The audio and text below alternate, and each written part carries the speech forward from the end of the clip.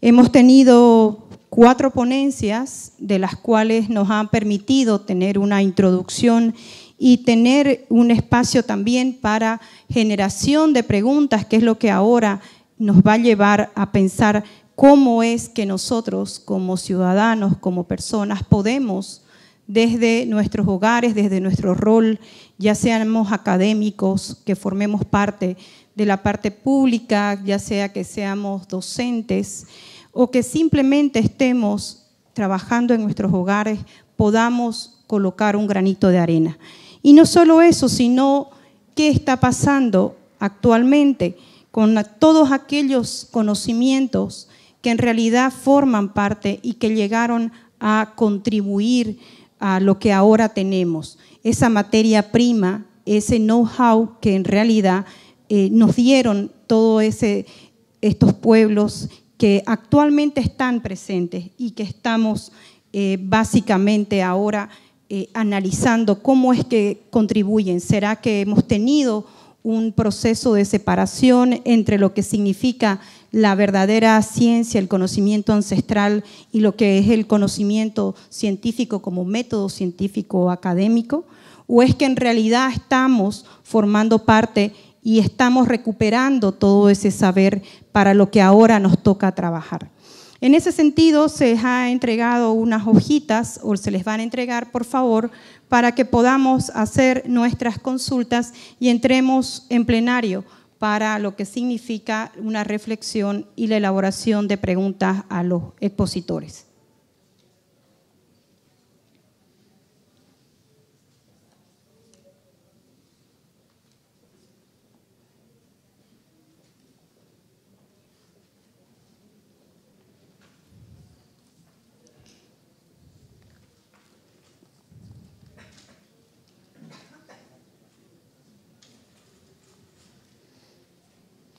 Yo me permito iniciar con algunas cuestionantes mientras ustedes vierten preguntas y reflexiones. Y es que me permito también preguntar a la licenciada Florina, ¿cómo ve usted el rol que cumple la academia en los pueblos indígenas y conocimientos ancestrales?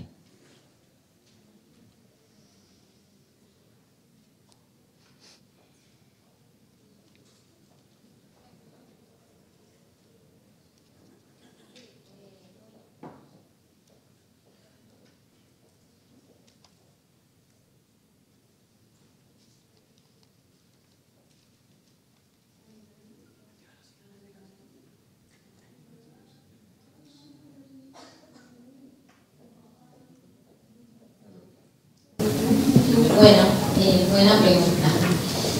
Pienso que la academia tiene un rol importante también en este proceso de cómo poder fortalecer y poder recuperar los conocimientos tradicionales o los conocimientos ancestrales de los pueblos indígenas.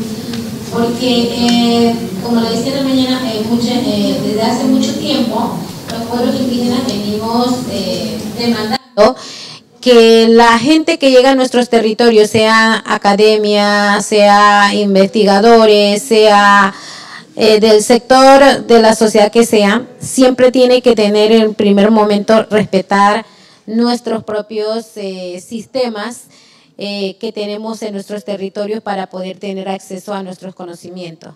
Y creo que el rol de la academia es importante porque justamente a través de sus investigaciones y del sistema que también ellos tienen de cómo poder desarrollar estudios, deben justamente tener en sus planes o en sus programas de trabajo con los pueblos indígenas, más que todo, entender las particularidades de cada pueblo, entender que nuestros conocimientos ancestrales también es una ciencia, que debe haber respeto, debe haber diálogo, debe haber equilibrio en todo ese sentido. Porque si llegas a la casa de alguien, si no le respetas su privacidad, de cómo lleva su familia o de cómo puedes llegar a esta casa sin respeto, entonces cómo la gente que está ahí en esta casa te va a recibir con respeto también y va a tener esa voluntad de contribuir, porque ese es el asunto, el respeto más que todo. Nosotros los pueblos indígenas aprendimos siempre de que lo primordial, el marco de nuestro convivir es el respeto y sobre todo el respeto a la madre tierra, el respeto a todos estos recursos que nos rodean y el ambiente que nos rodean. Así que yo creo que la academia tiene un rol fundamental en ese sentido, justamente porque nuestra juventud de ahora están inmersos también en estos sectores, están estudiando, están en universidades, están compartiendo trabajo con investigadores y sobre todo también en ese sentido de que la cultura nuestra, la identidad nuestra es el pilar fundamental de nuestros pueblos. Así que cada cultura tiene sus propios sistemas, cada cultura debe tener respeto y nosotros siempre decimos, debemos ser complementos uno del otro. Muchísimas gracias, licenciada.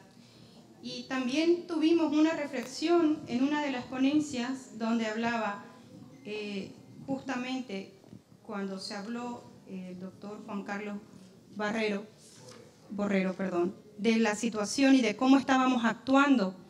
Y señaló un comentario interesante que hablaba sobre reaccionar y reprender al hombre de hoy para que podamos tener en realidad y puedan vivir esos niños, ¿no? Y tengamos niños en un futuro. Entonces eso nos lleva a pensar cómo debemos vivir, cómo debemos desarrollar nuestro día a día ante una sociedad que está constantemente creciendo en todos los ámbitos tecnológicos y que también nos invita a incrementar el consumismo que tenemos ahora, ¿no?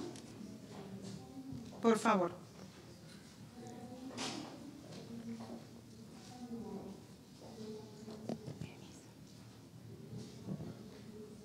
Aló. Bueno, aló. Sí, la realidad es que de alguna manera la ciencia trata de hacer predicciones con sus modelos. Ya hay tanta instrumentación que es posible aseverar con toda seguridad que el cambio climático es un hecho. De hecho, ya hay un satélite que se llama el CO2 haciendo medición de carbono y ya no lo hacemos a nivel de globos aerostáticos y otros instrumentos como captura en árboles, sino que ya tenemos una certeza.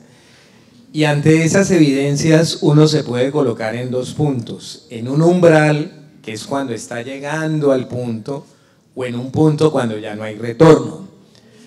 Realmente cuando la atmósfera tiene hoy, antes de la era industrial, solo hace 200 años la atmósfera tenía 320 partes por millón de carbono. Se pensaba que hacia el 2050 iba a tener más o menos 380 y hoy en el 2017 tenemos 400. Lo que quiere decir que estamos empezando a romper puntos muy críticos. Y entonces la reflexión que yo hacía en ese congreso de Gotemburgo es: qué preocupados estamos por educar unos chicos que no vamos a tener. Entonces, eduquémonos nosotros. Y con mucho respeto, es más fácil educar un chico y es más fácil reprender un chico que un adulto testarrudo que ya no quiere hacer caso ni escuchar. Entonces me parece que los estados a nivel mundial, el problema es global, el problema no es un problema de unos o de otros. Los estados deben configurar en sus políticas, así como nos hacen con el tránsito, eso lo hacen en Colombia, uno comete una infracción y se va y se sienta 5 horas a que le enseñan a manejar nuevamente. Me parece que deberían haber comparendos ambientales educacionales y coger a todo aquel adulto que está irrespetando, que está perjudicando y que está contaminando ese único planeta que tiene, que es la Tierra, debería iniciar con comparendos ambientales. Y creo que esa sería una medida para reprimir el adulto, hasta llegar a medidas más serias. Obviamente ya a nivel industrial tenemos las corporaciones, pero en el común denominador de la gente que anda caminando el planeta, está lleno de irresponsables que pretenden educar a sus hijos para salvar su conciencia cuando el planeta ya no exista. Gracias. Muchísimas gracias. Y aprovecho ya que está con el micrófono para mencionar algunas de las preguntas que tiene el público hacia su persona. El problema es político. ¿Cuál podría ser el rol de la sociedad y la comunidad científica para incidir en acciones puntuales y potentes ahora? Mencionaré las otras dos preguntas también, por favor, para que en una sola lo responda todo. Explíquenos un poco más sobre la cuestión del oxígeno que lo elabora los mares y no la vegetación. Si es la caída de un rayo que aporta nitrógeno, ¿por qué en los suelos donde se cultivan leguminosas no surgen efectos?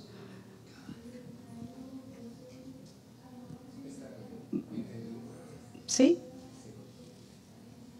Bueno, yo pienso que, por supuesto, los países, por su democracia y porque tienen que ser administrados, tienen que ser primeramente políticos y que casi de segundo civiles. Pero creo que el gran colegiado somos nosotros los ciudadanos, que no somos políticos.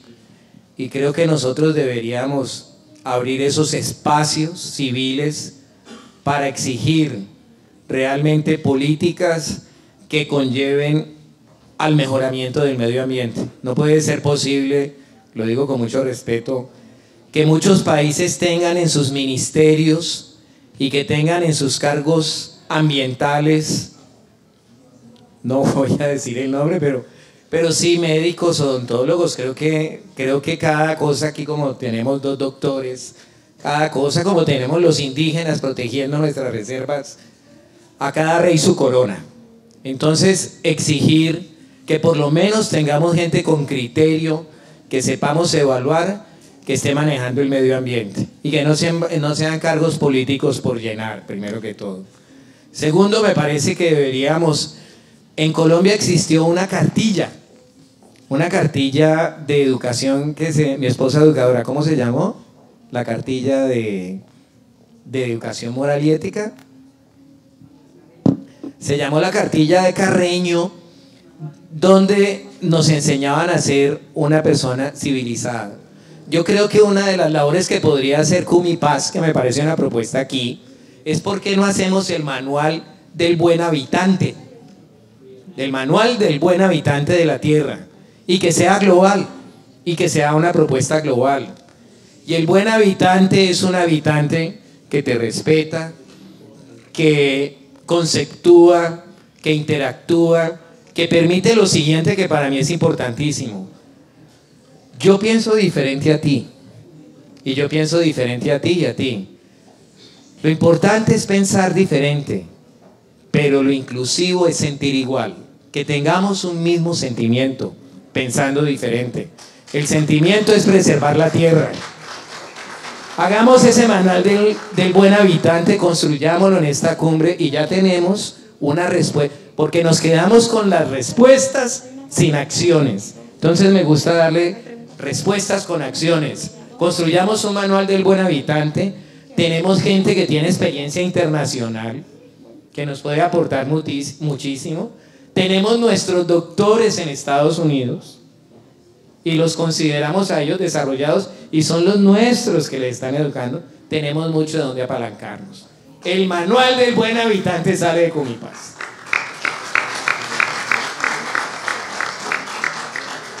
A ver, lo segundo, de cómo es eso de la producción de oxígeno. A ver, lo voy a explicar de una manera muy sencilla para que todos entendamos.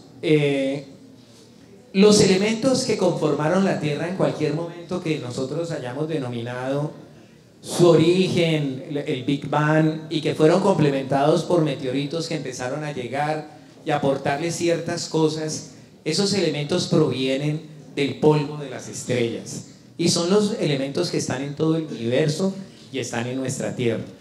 Por unas circunstancias muy especiales, la Tierra por gravedad se densificó y empezaron a caer algunos meteoritos que traían agua de la misma creación inicial del gran Big Bang, del gran creador de todo esto. la ciencia lo llama Big Bang, nosotros lo llamamos creación, como quiera que sea, surgió como lo explica la ciencia y como lo creemos nosotros, ¿ok? La realidad es que entonces se empiezan a generar los continentes, se separan, gran calor, se fusionan, primero fue granito y después se empezó a separar por fusión lo líquido de lo sólido y se empezó a formar el agua, con muchos otros elementos. Pero la evapotransportación y la creación de las especies como la vegetación empezó a coger estos gases y a trabajarlos y empezó a generar lo que hoy conocemos como los océanos y los lagos y lo que conocemos los continentes, antes unidos como en una Pangea, después separados, pero en realidad como que así funcionó. Lo que sucede es elemental.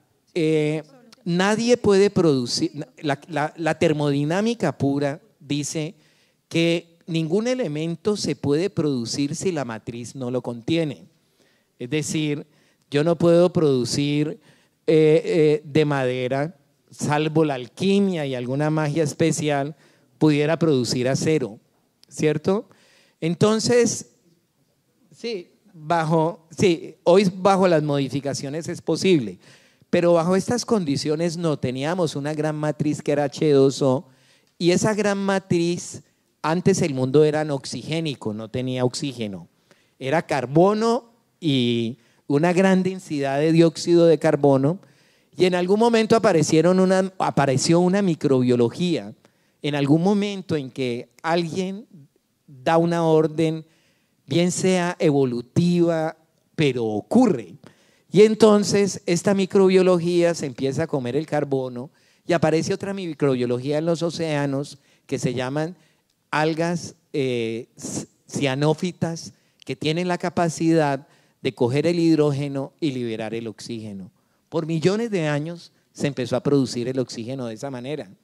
Y ese oxígeno es el oxígeno que hoy respiramos. ¿Qué sucede? La Tierra tiene ciclos, es completa, también tiene un ciclo del carbono. Las erupciones volcánicas, los desechos del carbono coralino también van a parar a la atmósfera y se unen con el oxígeno y forman el dióxido de carbono. Y entonces se empieza a generar una estabilidad entre el dióxido de carbono y la concentración del oxígeno. ¿Qué ocurre? Que hasta ese momento esa estabilidad no era completa. Se empieza a llenar el planeta de vegetación y surge la magia de la fotosíntesis, donde las plantas pueden coger los fotones y volverlos energía, pero también tienen la capacidad de a través de un estoma y algo que se llama el grana, coger la molécula de dióxido de carbono, quedarse con el carbono y liberar el oxígeno. Entonces teníamos un limpiador, alguien que mantiene el equilibrio completo, por eso es que si el bosque falla y perdemos ese equilibrio nos vamos a llenar de carbono, y un productor primario de oxígeno. Los dos sumados aportan el 100% del oxígeno que respiramos. Una gran parte, el 70%, algunos científicos más fácticos, o sea, con más instrumentación, dicen que es el 65%, otros más teóricos dicen que es el 70%, pero la suma de lo que limpian las plantas, o sea, el pulmón, más lo que se produce por las cianófitas y que se produce por fotosíntesis también en el mar, suma el 100%. Con eso espero pues contestar el tema para que no genere confusión, porque tenaz, toda la vida estábamos pensando que el 100% es eso. ¿Y la otra pregunta cuál es? Ya acabamos ahí. Ok. Bueno, los rayos, gracias a Dios, no son selectivos. Los rayos son una diferencia de potencial que ocurre entre dos polos y generalmente el 80% de los rayos generan esa diferencia de potencial entre las nubes. Cuando un rayo pasa de una nube a otra nube, se llama relámpago. Ese no cayó y entonces está saltando entre las nubes, equilibrando los potenciales energéticos y se llama relámpagos. Cuando el rayo toca la tierra, se llama rayo. Y si uno está mal parado, pues le cae un rayo en la cabeza y lo mató. Pero bueno, esperemos que eso no pase. Cuando hay tormentas y hay tempestades, por la fricción entre las nubes se generan muchas cargas que se tienen que aterrizar de alguna manera. Y dependiendo del tipo de suelos, son más proclives a caer en un tipo de suelos que en otro tipo de suelos. La gente necesariamente no sabe que sembró una leguminosa ahí, o no sabe que es en el Amazonas, el rayo cae. Lo que sí tenemos con toda certeza es que cuando el rayo cae, se rompe molecularmente el N2 y se precipita con el agua nitrógeno al piso y está medido. Y esto es el gran abono de las grandes selvas. Yo les pregunto si ese verde del Amazonas o el verde del Chocó o todos esos verdes intensos que hay no son más verdes aún. Claro que aquí hay un experto en suelos y no sería un irrespeto yo pensar en profundizar, pero hay un rizosoma, hay unas microbiología que captura nitrógeno de la atmósfera también, pero entre más esté dispuesto sobre el suelo cuando caen rayos, más nitrógeno van a absorber. Muchas gracias. Muchísimas gracias. Bueno, en realidad tenemos un sinfín de preguntas que nos han empezado a llegar y es interesante analizar varios puntos. Deberíamos estar en realidad toda la tarde aquí para poder aclarar N temas tan interesantes que nos preguntan. Sin embargo, tenemos una restricción en tiempo, entonces me permití simplemente hacer selección de algunas. Por favor, mil disculpas para aquellos que no haya yo leído la pregunta que me han enviado. Y aún así, me quedo corta, es así que voy a dirigirme ahora con el doctor Alvarado porque tenemos 3 preguntas hacia usted. Una, ¿cuál es el costo de bioremediación del tetracloruro de carbono? Otra, ¿qué efectos secundarios tendrían al tratar de eliminar la contaminación con más invasión en la tierra? Y finalmente, una muy puntual de la experiencia que usted presentó, con qué clase de aves se pudo hacer la investigación donde se liberó el tema de contaminación en una de las aguas. De acuerdo. Desgraciadamente los costos de limpieza son extremadamente altos. Eso está sonando bien. Por ejemplo, el costo de caracterización de un programa de nosotros son $300,000 a $500,000. El costo de limpieza es de $1 millón a $2 millones. Entonces, son programas que son extremadamente caros. ¿Ok? La segunda pregunta era… efectos secundarios que se tiene para las principales contaminantes de invasión en suelo, en tierra. Ok. Cuando uno hace una investigación, tiene que pensar en todos los parámetros y cuál va a ser el efecto. Entonces, el propósito es que al final todo quede limpio, sin ningún efecto secundario y que no haya ninguno. Por ejemplo, hay un método tradicional de 1970 donde se inyectaba óxido de magnesio, permanganato de magnesio, perdón, y el permanganato de magnesio limpiaba todo, quitaba todo, pero al final quedaba el magnesio como contaminante. Entonces, el sistema no funciona, usted está cambiando un contaminante por otro. Entonces, el propósito es siempre ser lógico, investigarlo mejor para que al final, el producto final, no haya contaminante. Entonces, en mi caso, el último contaminante es el rumbre, el hierro. Entonces, simplemente rumbre, que no va a causar ningún otro problema. Y el otro con las especies. Resulta que hay toda una gama de especies que migra desde Sudamérica, desde los pajaritos negros pequeñitos, que no sé cómo se llaman, hasta los gansos salvajes canadienses. Este que ve aquí era un patito americano, era la patita, pero generalmente los gansos salvajes son los que van en esta migración. Pero hay cualquier cantidad de pájaros y mariposas que vuelan, pero en este sistema que es de funnel, ¿cómo se dice funnel? De embudo, todos llegan al mismo paso, necesitan parar a comer, a descansar y seguir. Entonces, sistemas donde les permita a usted descansar son ambientalmente amigables. Pero generalmente, le digo, son más gansos canadienses, que son protegidos. Muchísimas gracias. Bueno, nuevamente me recalcaron el tema del tiempo. Lamentablemente no podemos tener la aclaración del resto de preguntas que teníamos para los expositores. Se los invita cordialmente por la tarde a las 3 mesas de trabajo que se van a tener y nos sentimos totalmente agradecidos, principalmente mi persona, de haber participado en la moderación de esta mesa del saber científico, tecnológico y ancestral indígena aplicado al equilibrio de la Madre Tierra. Muchísimas gracias por su participación y por favor, los invitamos a continuar.